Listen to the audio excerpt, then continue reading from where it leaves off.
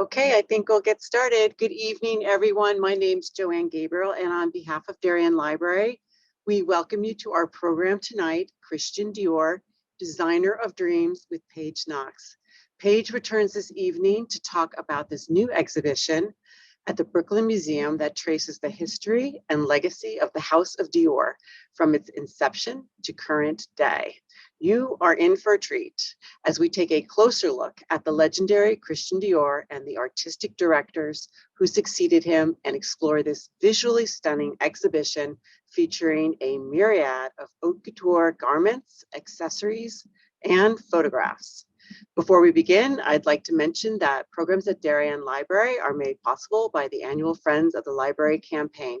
We thank you for your support to make programs like this possible and our collections available to the community. Our presenter this evening is an adjunct professor of art history at Columbia University, where she received her PhD in 2012. A Yale University grad who spent a decade in the financial world, she now works in a variety of capacities at the Metropolitan Museum of Art, giving public gallery talks and lectures in special exhibits, as well as the permanent collection. Continuing to publish and lecture at various conferences on the subject of art and design, please welcome Page Knox. Thank you so much. I'm so excited to be here with everyone and to try to whisk you away. I'm going to try to go immediately to Brooklyn. And we were just discussing that Brooklyn isn't really the easiest place to get to if you live in Darien. So I'm hoping some of you have seen the show. But if you haven't, my goal tonight is to really take you through it and to give you a deep understanding of Christian Dior, the designer himself, what motivated him, his very interesting life story, and then how after his death, 6 successors have moved through the House of Dior, each adding their own personal touch, but also honoring the touch of Dior. Now, the exhibition opened in Brooklyn, I believe in October or November. It has been a blockbuster, sold out for, I believe, the first 2 months of the exhibition. And it's the first American museum to put the show on. The show actually started originally in Paris. It opened in 2017 at the Musée des Arts Décoratifs. Then it went to London, where it was shown at the Victoria and Albert Museum. And it was just most recently in Shanghai. Interesting, each venue kind of gives a different take on Dior. And of course, the Brooklyn version will really focus much on Dior's time in New York and the real role that New Yorkers played and Americans played in supporting his house, particularly in the early days. And there are some documents, there are some photographs, there are some film clips that were made specifically for the Brooklyn show. The other thing that you'll note about the Brooklyn show, which has been done in the other venues, is that Brooklyn will also tap into its own art collection and add paintings to kind of enhance some of the time periods, kind of put those in context. But it's really a fantastic show. The Dior team actually completely redesigned the space. They basically handed it off to the Dior staff. They have 200 dresses, lots of original design drawings, over 100 toiles from the ateliers that we're going to see, a lot of really interesting, as I said, documents and film. And as I said, this exhibition of the House of Dior really shows you how this style kind of conquers the world. And it's also, I think, a really sort of fun walk through the history of fashion. So what I wanted to sort of start out with is Christian Dior, the man. And I think that Christian Dior, I like this picture because I think he sort of remains mysterious to us. And he has a very, very interesting history, coming from a very elite family, having lost it all in the Depression, and really a self-made man. I mean, he is the one who actually makes this house come into being and become the international force that it is today. So he was actually born, and here you see him with his models. He was very, very beloved by the women who worked for him and the women whom he dressed. He called them all his chéries. And I think he was extremely diplomatic in how he dealt with all of the ladies. Now, Dior himself was born in a seaside town in Normandy called Granville. And Granville was, again, a very sheltered environment for him. He grew up he was the second of a family of 5 children. His father was a man named Maurice Dior, who was very wealthy, had started, the family business was a fertilizer business. It was called Dior Frere. And Dior was very influenced by his mother, Madeleine. And he, as I said, he had 4 siblings, 2 brothers and 2 sisters.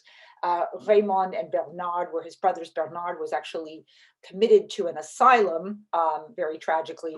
And then his sisters, Jacqueline and Catherine. Catherine will be the inspiration for Miss Dior. They live in Granville, and this is actually, if you go to Granville, you can actually go to the Christian Dior house. It's the only museum of its kind that, with a house devoted entirely to a designer. And apparently the gardens are actually quite beautiful and remain very much the way they were when Dior was growing up.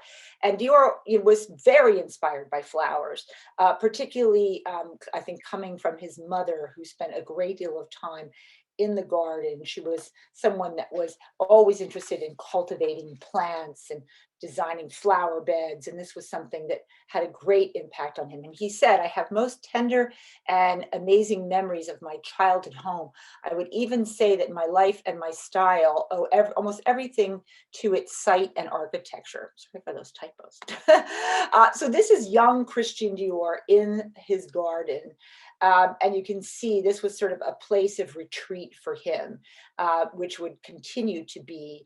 Now, his family moves to Paris when he's about 6 or 7 years old, so in the 1910s, sort of the tail end of the Belle Epoque.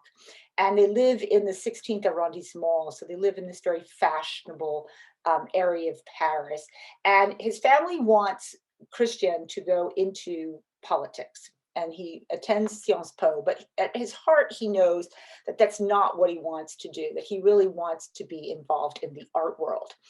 So in 1928, he leaves school, and his father actually finances him, gives him money to set up this small art gallery. So he and a good friend live in Paris, and they show a lot of important artists from the time: Picasso, Matisse, Salvador Dali, Braque, Max Jacob, Jean Cousteau, and he becomes very, very friendly with this very artistic world. This is actually an image a little bit later, but this is Dior with Salvador Dali. Here you see, can't miss the mustache.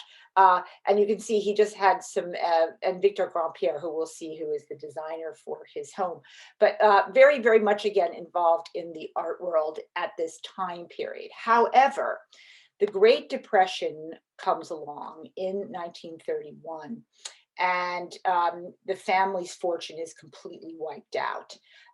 Unfortunately, because of that, his career as an art dealer also falls apart, and the gallery ceases to operate in 1932, which is really very difficult for Christian Dior, because he's really lived this life of great privilege, and now for the first time he actually has to work. And in 1934, he contracts tuberculosis. So he goes down to the French Pyrenees, really to just convalesce. And there he starts drawing. And he realizes that he's actually quite talented. And he starts really to sort of draw his own designs, kind of express himself in this very artistic, but also fashion-driven type of exercise. And then he actually starts to sell these illustrations. He sells them to Le Figaro, he sells them to the couture houses, sells them to people like Schiaparelli and Patou, Balenciaga, Nina Ricci. And so he starts to kind of make a name for himself, such that I love these. I think these are so fun. These are early designs that he illustrated for golf ensembles. So can't you imagine golfing in this? I love it. Might help my swing. But in any case, he gets picked up by a man named Robert Pigou. And Pigou gives him the opportunity to start designing for his collections. And one of the pieces that is actually the most successful is the Cafe Anglais that you see on the right. It was a piece that really got a lot of attention. You can see it looks a lot like classic Dior. And interesting, at this particular point, when he leaves Puget, a man named Mark Bowen will take his place, and Mark Bowen later on will then become the great designer for Dior and work there for almost 30 years. So the war begins, and of course Paris is occupied, and Dior himself gets drafted. So he is he's called up for military service. He never sees any real action. He doesn't go to the front. He spends most of the war in southern France, but he basically lives with his father and his sister. They're all living very simply. Actually, believe it or not, living with their old governess, who is now taking care of their family now that they are penniless.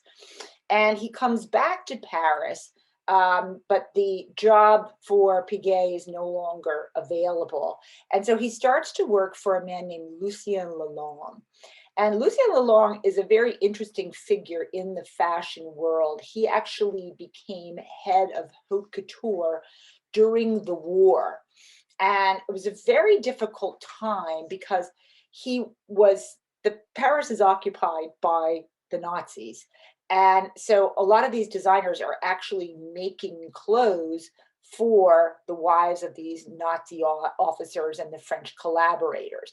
But it was understood that they needed to do this to survive. It was the only way that the fashion industry was going to be able to continue to operate. And Lelong had a very difficult balance because many of these Nazi in the wives, really enjoyed these clothes, and some of the Nazi administrators wanted fashion as the capital of fashion to be moved to either Berlin or to Vienna.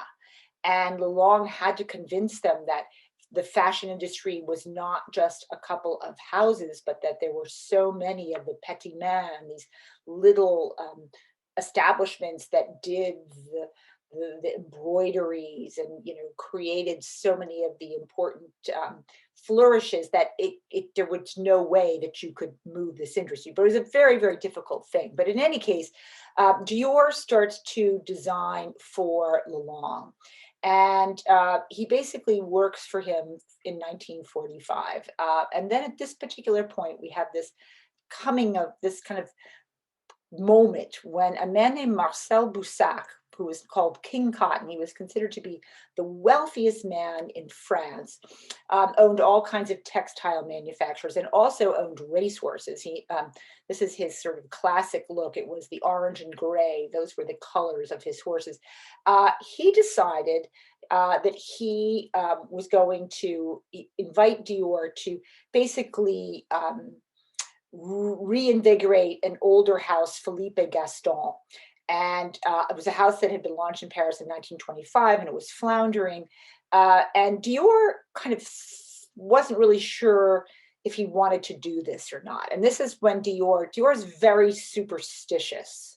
And he was asked by one of Boussac's colleagues, not once, not twice, but 3 times, apparently, I believe, on the Rue Saint-Honoré. And he looked down and he saw a star. And he said, "This is my lucky star. I think I will do it." Now, he always was in touch with his psychics. He had a strong belief, he was very, very superstitious.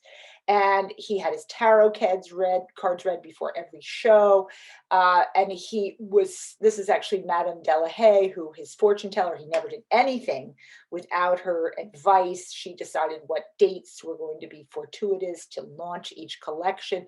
And he was just completely obsessed. I mean, I thought my grandmother was bad, but I guess Dior just never did a thing without being in touch with his readers. And she said, you will become king among women. You must do this. It's your calling.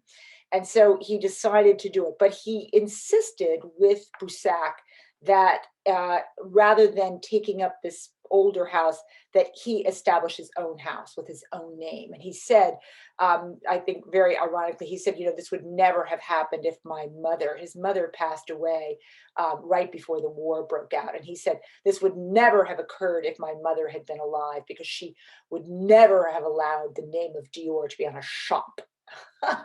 But he opens at 30 Avenue Montaigne, very, very 1946, very exciting moment. And you can see this is all of the different people that are involved in the early individuals who were involved in the workshop. Now, it's very interesting.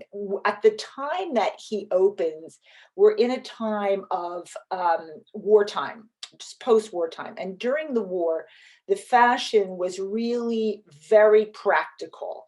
It was very little fabric. And of course, there were all kinds of rules and regulations about how much fabric you could use. You couldn't use tassels. You couldn't use frills. There were all kinds of regulations.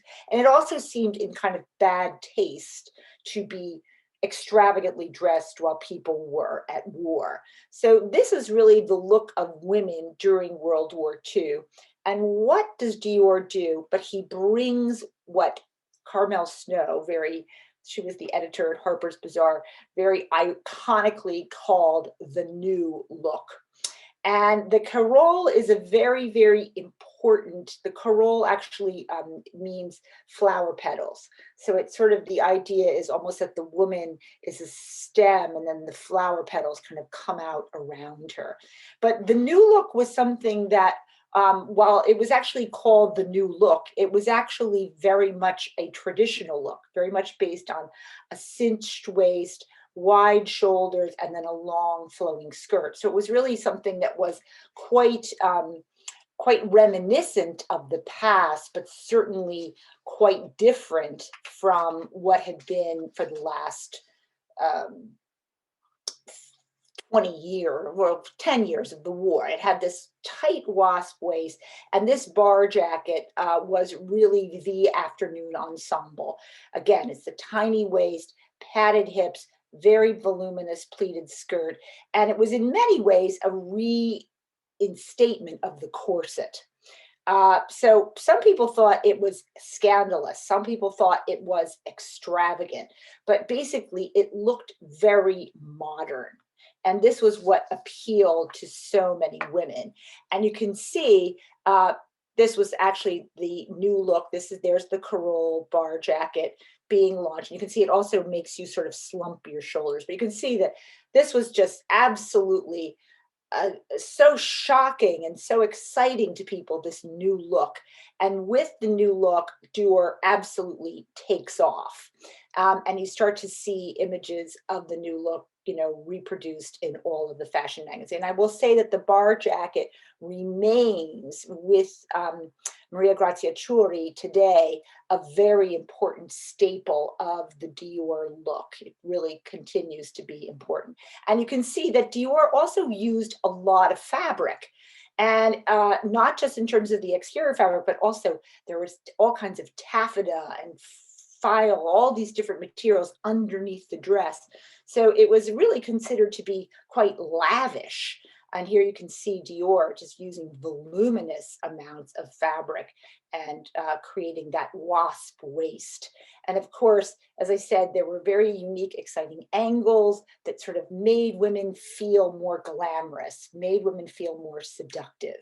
And Dior also, of course, was there to design the hats and the shoes to go along with it. Now, this is an article from Vogue that's showing you Dior in 1948.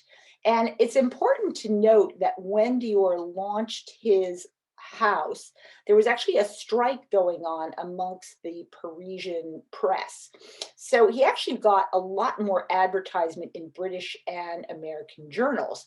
And he really relied very heavily on American newspapers and American fashion magazines. As I said, Carmel Snow at Harper's was very, very important, and also at Vogue.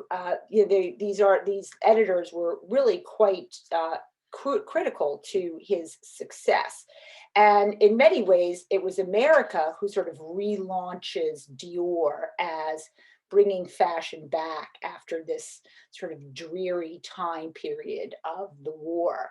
And you can see a lot of American women ordered dresses from Dior. This is a very iconic dress that's in the Met's collection that was ordered by a Chrysler heiress. And you can see that then with this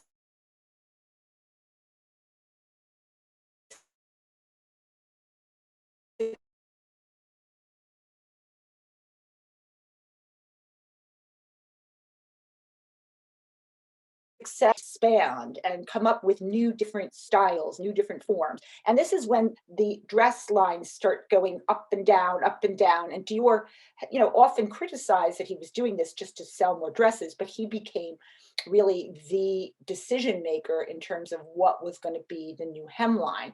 And he would always joke that he'd hop in a cab and people would say, "Oh, Monsieur Dior, what is the new look this year? What is the hemline?" And you can see that he went from creating rather voluptuous gowns and voluptuous designs to designs that were a little bit more streamlined. And so he was always kind of playing around and changing the female figure. But you can also see, as I said, he was always the height of chic with his new hats that went along with all of the dresses.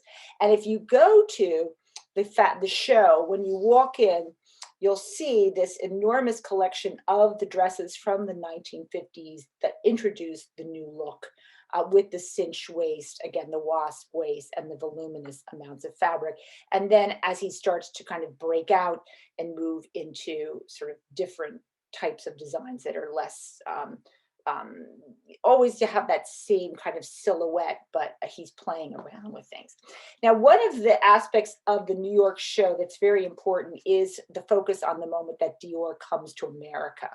So in 1947, Stanley Marcus decides to give him the award for distinguished service in the field of fashion. And he comes to America for the first time. It comes with Maurice Chevalier, actually, who's the world's most celebrated Frenchman until Dior arrives. And he basically becomes this international star. And he really was someone who, as I said, he globalized fashion and he was aware of these international markets, but he was certainly aware of how much the Americans had helped him.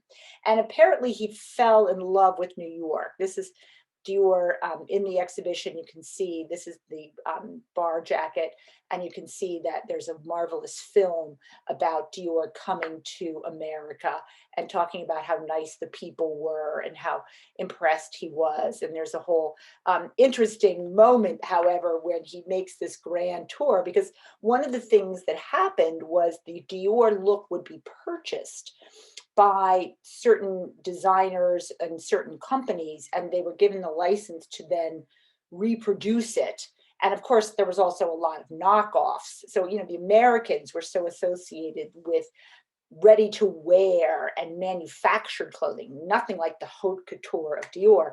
But these designs trickle down. And apparently there were all these strikes that women came out. You can see this is the Little Below the Knee Club of Chicago saying, "We abhor the dresses to the floor."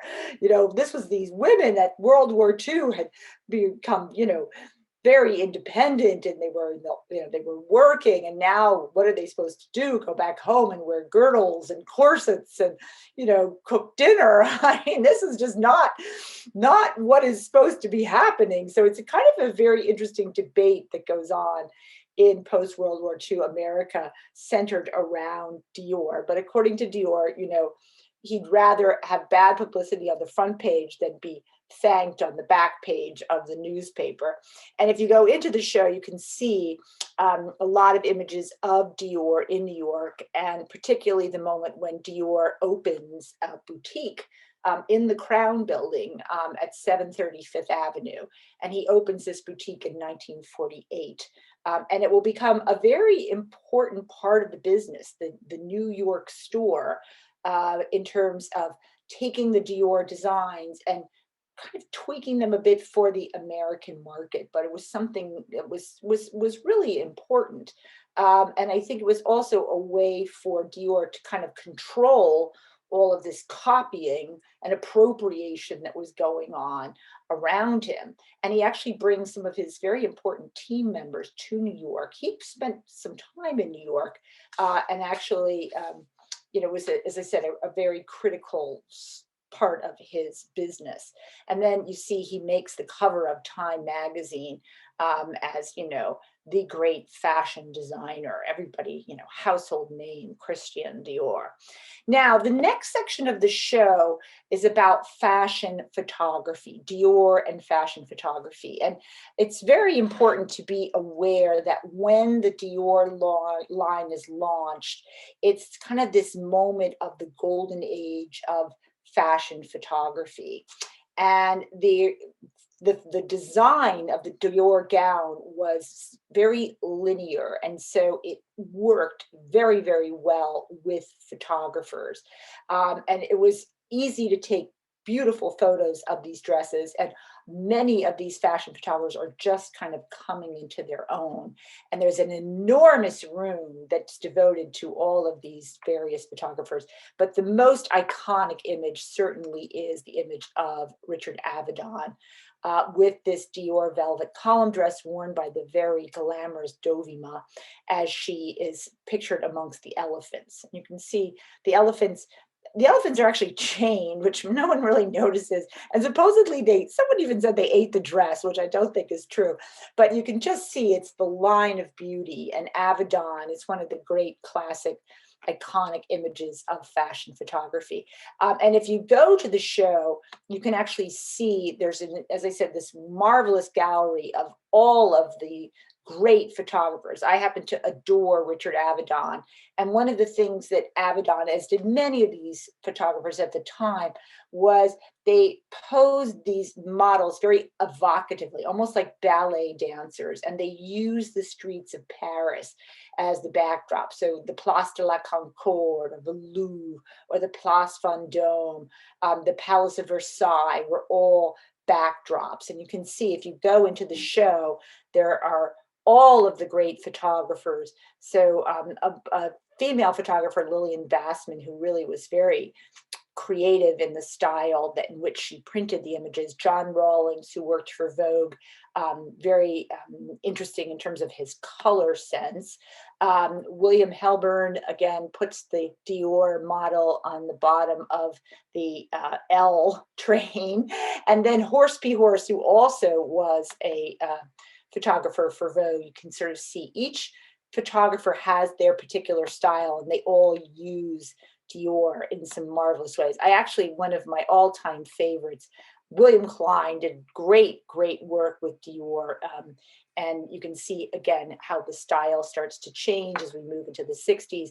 And then this fabulous Bert Stern photograph of Marilyn in her Dior dress, which we're actually going to see that dress in a moment.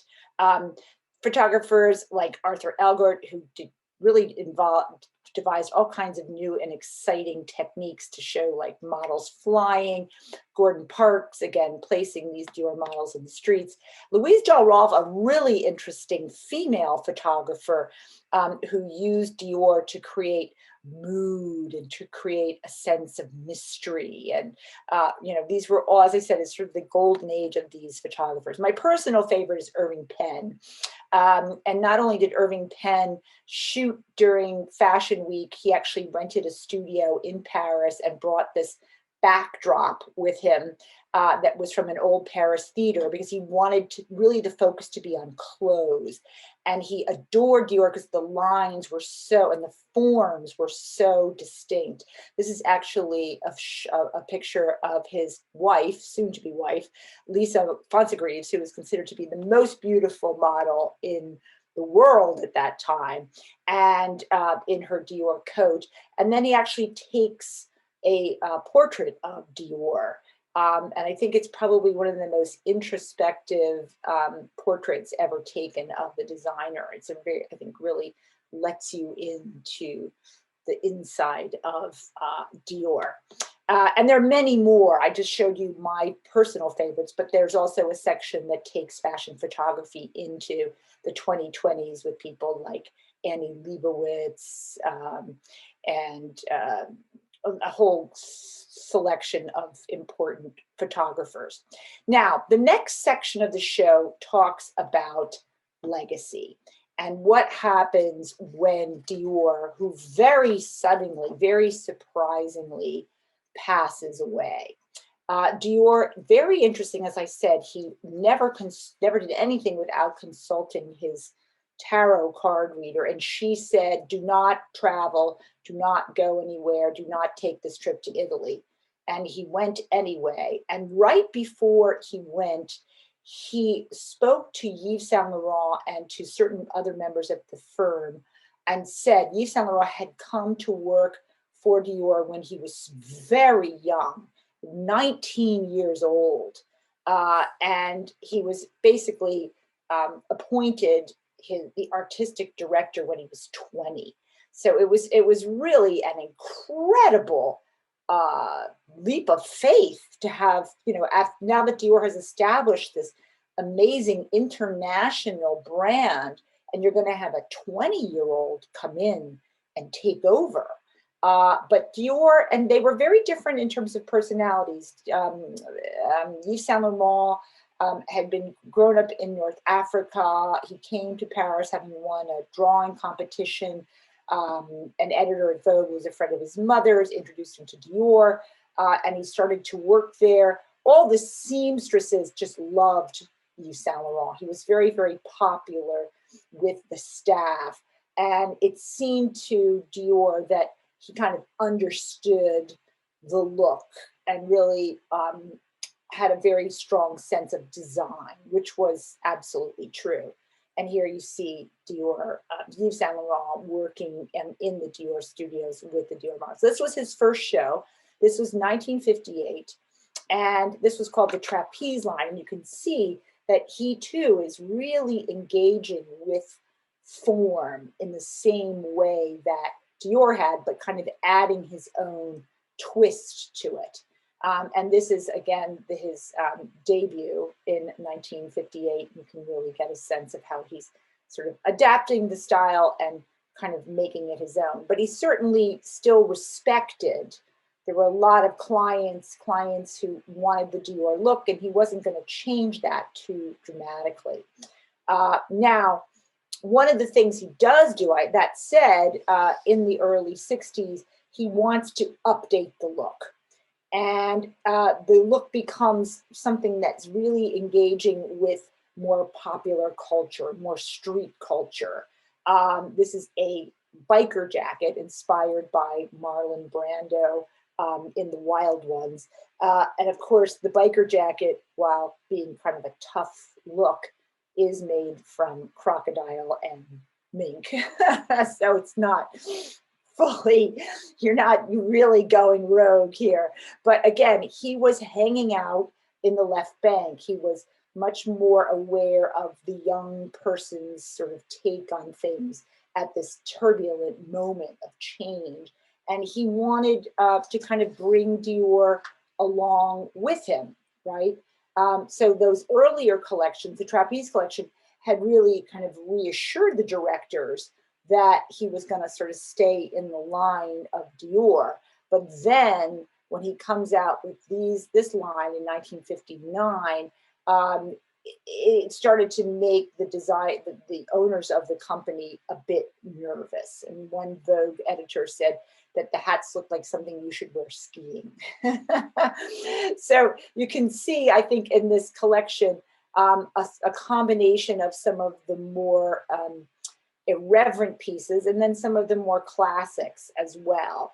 This was a particular style that he designed that came down below the knee and kind of, it was very hard to walk, and they called it the hobby dress because you couldn't really move your legs. In any case, Yves Saint Laurent is not there for a very long time.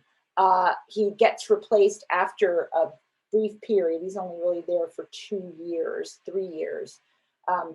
Make sure what the years are that he's there. He's there from 1957 to 1961. And then 61, he actually gets conscripted to the army and they part ways. And in the meantime, they can't sort of not have a director while he's there, and Mark Bowen comes in. So Mark Bowen is actually at Dior for 29 years. Very long time. In the 60s, the 70s, and the 80s was kind of called the Bowen era.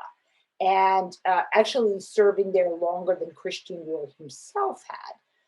But he was very, very loyal to the legacy of Dior. And he continued on the same line as Dior to name every dress after a flower or a party, or his designs were not revolutionary or in any way scandalous, but they were considered very beautiful, very modern, very easy to wear. And he was also, and women loved this for him. You can see that his designs looked very smart, and they made French women happy, as did the Americans. So Jackie Kennedy, believe it or not, when she gave her iconic tour of the White House, wore Dior. And I have been told that it was a dress that was designed by Dior, by Bowen, but then it was made in America, because I was going to say, I don't know how she got around that. And then, of course, when she took Paris by storm, she, of course, wore Dior. And looking, this is when John F. Kennedy says, "I'm the woman who accompanied Jackie Kennedy to Paris," looking quite stunning. And of course, this was Bowen's, also the first collection he does for Dior, really pays homage to the origins of flowers and gardens that were so critical to Dior. And this is kind of the look that you can see from the 60s and the 70s. And it's very kind of has a feeling of nothing too outrageous, but it's youthful. It's a little bit of sort of London in the 60s a bit. And, giving you sort of a sense of how he kind of kept the spirit of Dior. And you can see, this is what I was saying about the show. They combine images that sort of speak to the time period. So these are drawings by Jackson Pollock from the 50s, a little early before Bowen comes along. But you see it with this Mark Bowen dress. Now we get to Gianfranco Ferrer, who I think is probably the least memorable of all of the designers who work for Dior. He kind of comes in the 80s. He works from 89 to 1996. And I think he sort of symbolizes sort of the excess of the 80s, if you will. He trained originally in architecture. He was from Milan. So it's the first time we have a Frenchman running Dior. And he was very flamboyant. He was very interested in drama and theater. And he appreciated a lot of new fabric. So this was kind of his look. It was very, as I said, over the top, 80s excess, and had a little bit of an Italian kind of extravagance to it. And of course, this is in some very iconic models, such as Christy Turlington, that you start to recognize as we get into the age of the supermodel. But Ferrer, he wanted things to be very lavish, and these are the pieces in the show. You can see very ornamented.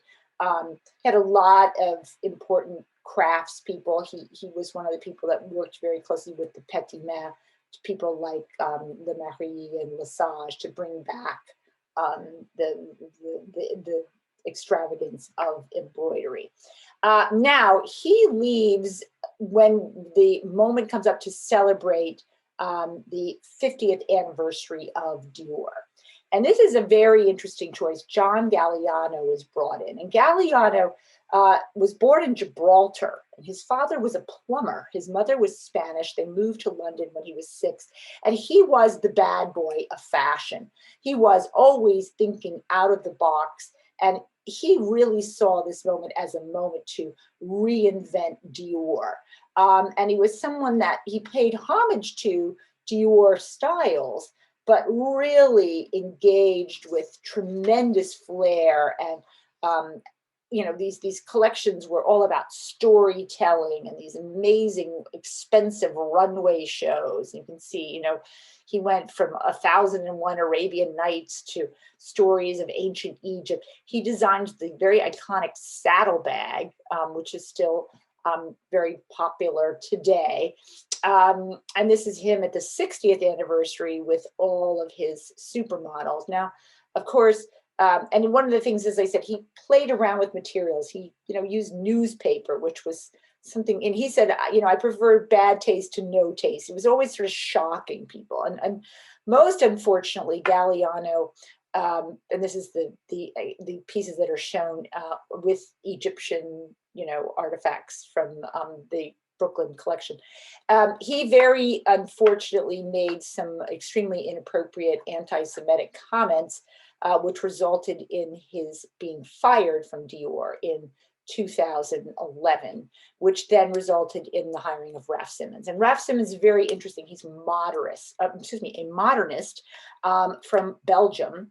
And he came to Dior in 2012 and really brought in this modernist aesthetic, kind of went back to basics, very streamlined, very romantic, and kind of goes back to the flowers. In fact, his first show, you can see, were thousands and thousands of flowers lining the room. And you can see this incredible engagement with just the beauty of the natural world. And, again, wanting to kind of bring back the bar look and the very classic kind of wasp waist.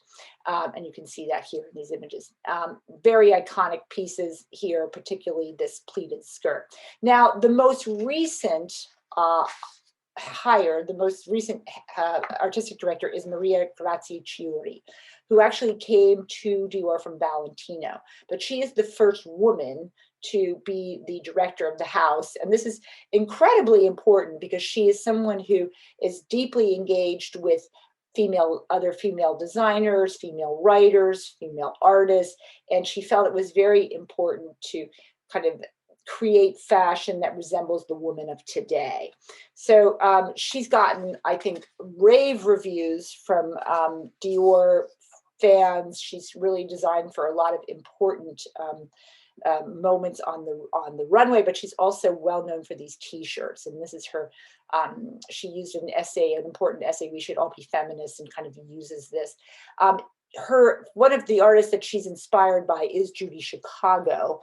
And Judy Chicago actually has a big collection at the Brooklyn Museum. And she also, the Christian Dior Foundation owns a lot of her work.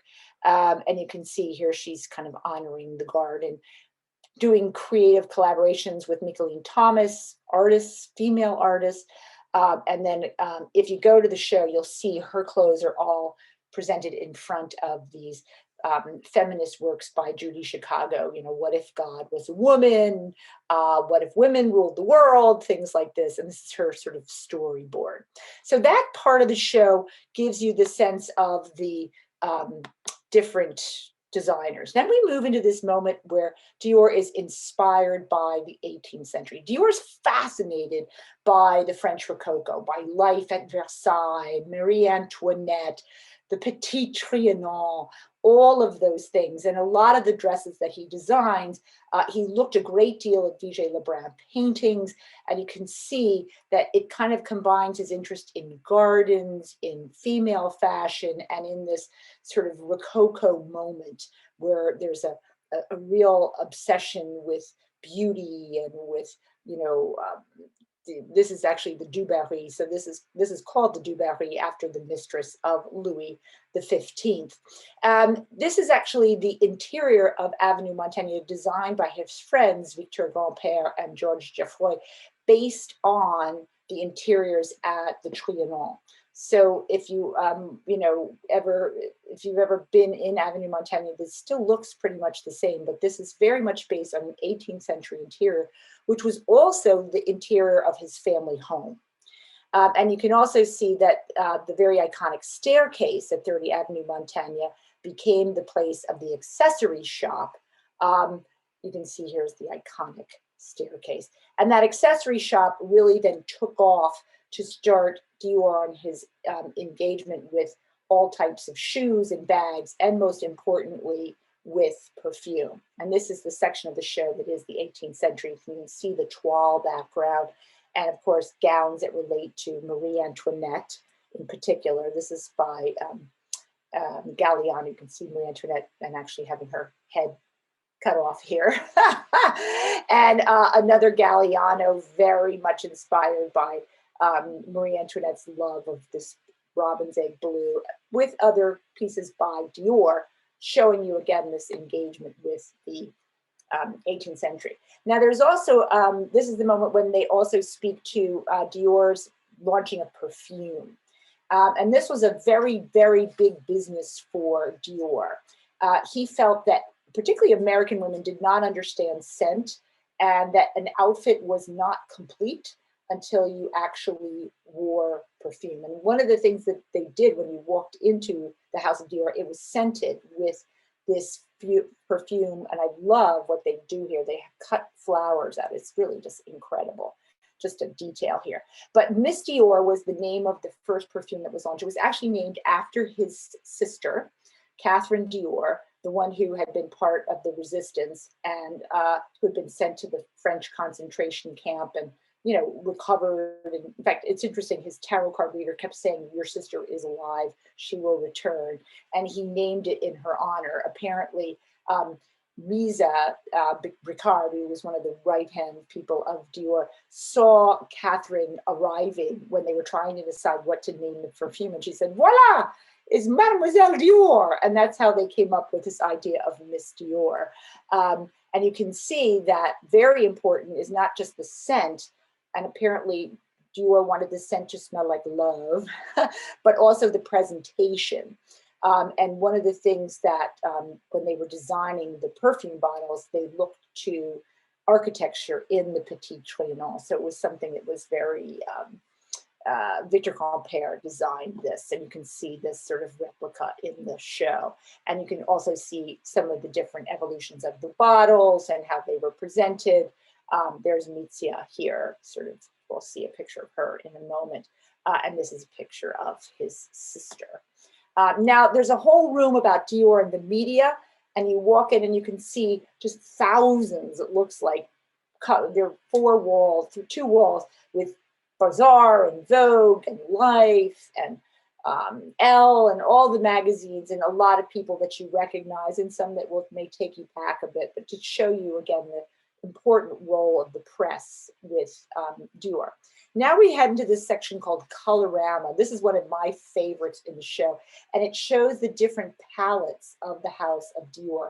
And it's not just clothing, it's accessories, it's gloves, it's handbags, it's dresses, it's hats, it's jewelry, and it's also little mannequins of small dresses that were often used as means to advertise the dresses. And you can really get a sense of how the Dior palette included very strong hues that suggested kind of a taste for spectacle, and then also some very soft, luminous tones that would sort of indicate his fascination with the 18th century, think Marie Antoinette. But each color sort of spoke to him in a particular way. He said that pink was the color of happiness and family. He loved yellow because it reminded him of the sun. This is his pink, which he said was the color of happiness and femininity. Purple and violet and orange, which I showed you all before, seem to be colors that were associated with Asia and the Middle East.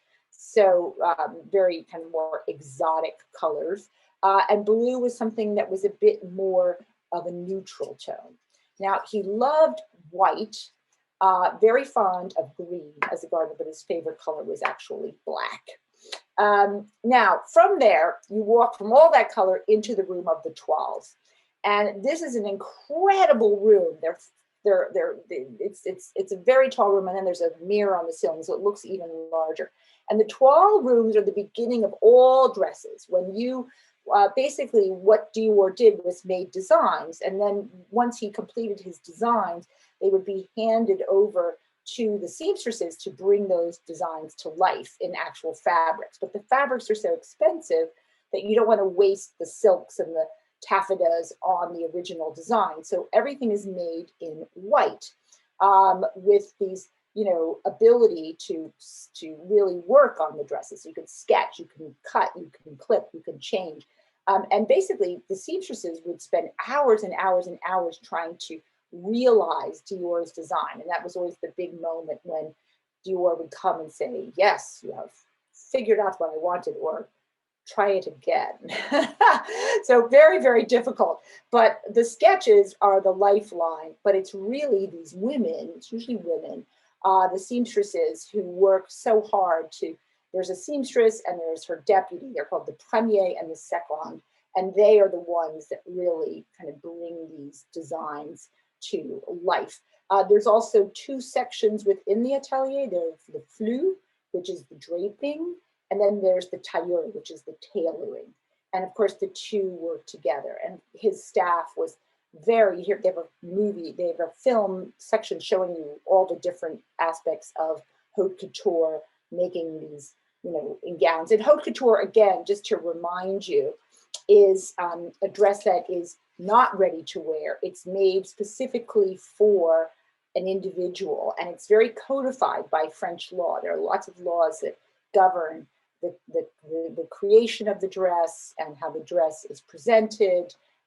Everything must be done by hand, and it's a lot of secrecy in all of this. And then later, some prototypes are made for ready-to-wear collections that are then created and sewn, not by hand, but then ready-to-wear becomes a big thing ultimately.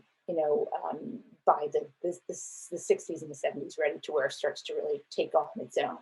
And this is his team. There's some very legendary women. Marguerite Carré, Mizia, who was sort of never without her leopard, apparently, and then Madame Zeynacker, who you see back here.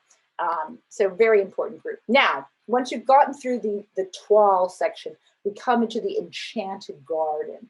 And this is Dior's love of flowers, his nostalgia for being in the garden with his mother, the idea that the new look was the flower woman. And of course, he always had flowers in all of whenever he launched a collection, the florist would be brought in to fill the room with flowers. So this is really kind of it's a stunning way of showing this. I mean, and of course, it's not just Dior. You can see how some of the others, like I believe this is by Mark Bowen, it might be by Ferrer. And then another section that's also about flowers. I believe this one is, pretty sure this is Ferrer. And you can see just this incredible engagement with these floral dresses. And it's just really overwhelming. Now, one of the other things that's discussed in the exhibition are these magnificent balls that took place right after the war. And Dior, even before he became a dress designer, he was designing for fun, friends' dramatic productions. So he did a lot of costumes, but these elaborate balls that were thrown at by people, very de through this ball at the Hotel Lambert, and they all have, if anyone saw the Jacqueline Derive show at the Met, there was a whole section on this it was sort of this last gasp of the kind of aristocracy in Paris, and these enormous balls and people just dressed for these moments. And there's a whole sort of section devoted to that. And then there's a section, and I apologize, this is not a great photograph, that is dedicated to Dior, J'adore, the perfume. You can see it a little bit better here. It's hanging up over here. And this is a advertising campaign that was launched in 1999, starring Charlize Theron, and it was actually filmed in the Hall of Mirrors at Versailles. And it's all about her kind of glittering in gold. And she kind of comes out of the bathtub, the more recent ones, very kind of little controversial. But again, it's showing you just this idea of j'adore. And the lovely thing about Dior's name was it allowed for a lot of fun. You could be God, Dieu, j'adore, Dior, all these kind of things that you could manipulate. The name of Diorama, they had a perfume, but you can see, again, another muse of Dior. And finally, in the center of the room was an area that was devoted to superstition. And Chiuri's also very fascinated with tarot cards and sort of divining art. So she created these dresses that were sort of speaking to symbols that would be associated with, different kinds of fortune telling and different. In fact, she tried to recreate the 5-point star of Dior here in the center. And each dress has symbols that relate to tarot cards. You can see this dress has got a lot of astrology signs on it. Now, the final gallery is devoted to Hollywood, but also devoted to princesses. And of course, Dior very iconically said he made princesses, his dresses made princesses of all women. But this is there's a lot of wonderful just memorabilia when you walk in to see all the stars that Dior dress. And my favorite line is Marlene Dietrich said to Alfred Hitchcock, "No Dior, no Dietrich." And apparently he just, Rita Hayworth couldn't get enough of him. Lauren Bacall wore Dior exclusively. Jane Russell, really the way that Dior dealt with her curves. So he was really quite, the designer to the stars. And this is the Marilyn dress, which I think is really interesting when you see the front of it, how conservative it is. It really doesn't get risque until you turn around and you see the back. But this was the dress itself from the photograph. Elizabeth Taylor, after the death of Dior, she wore Mark Bowen to the Academy Awards, highly praised for this particular dress, which is in the show. And then Grace Kelly also wore Dior exclusively, working originally with a designer and then with Mark Bowen. And I love that. My dresses make princesses of every woman.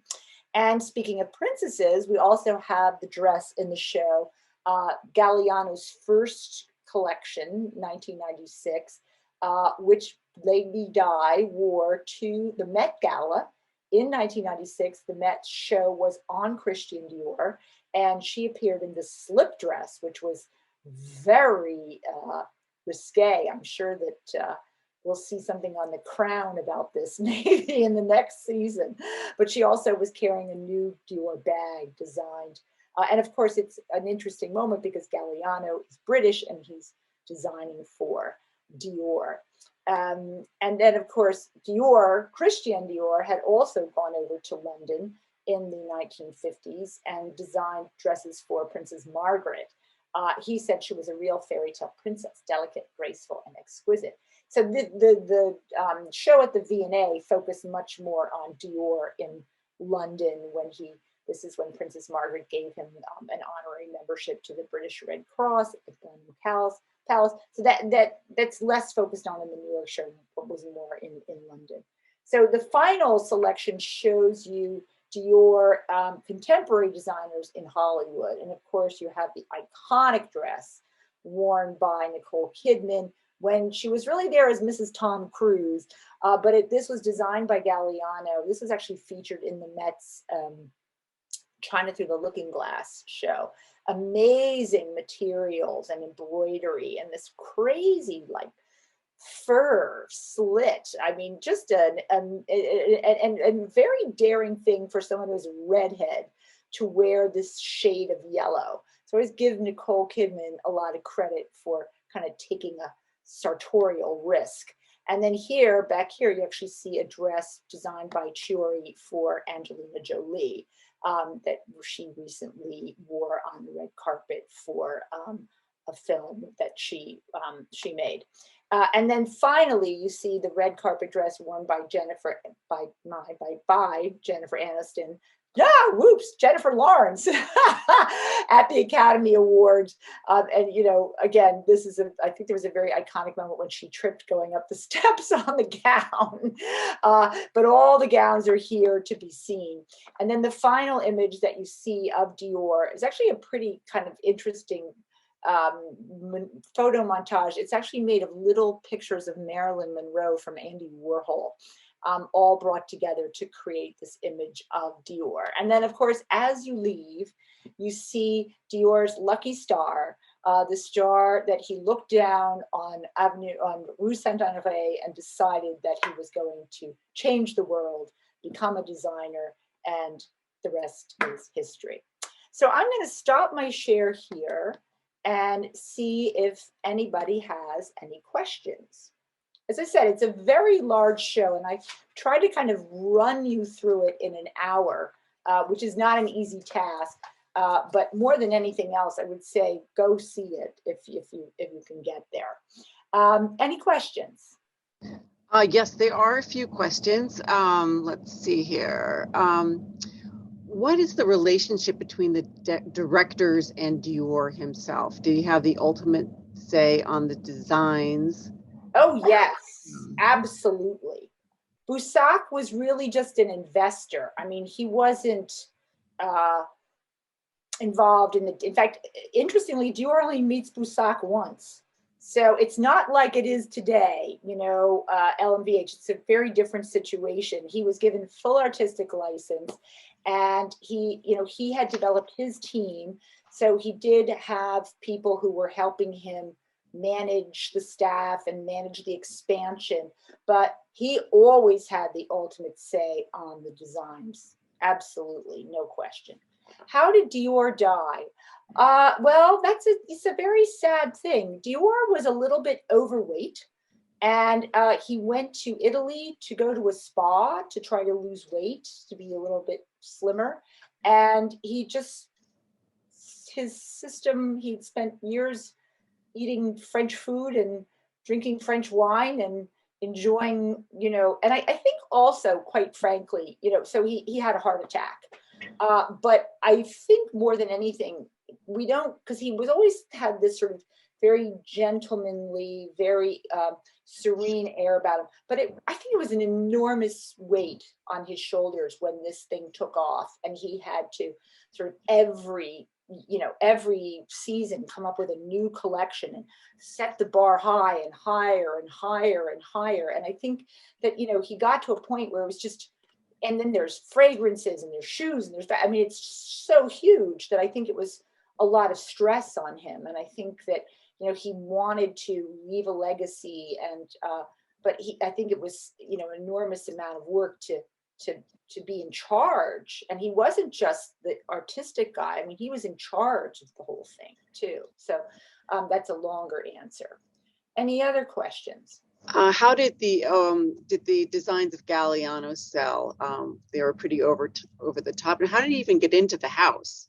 He had worked at some other houses before. He had worked, I believe, at Givenchy. He sort of made his way up. I mean, the thing about Galliano, if you work at the Met, Galliano is sort of persona non grata because he made some pretty nasty comments about, the Holocaust. It was very bad. It was a very bad moment, and they dismissed him immediately. But he was a genius in terms of coming up with extravagant conceptual ideas. And whenever the Met has a show like China Through the Looking Glass, or like Heavenly Bodies, Galliano is always the star because he makes a piece that looks like the Pope.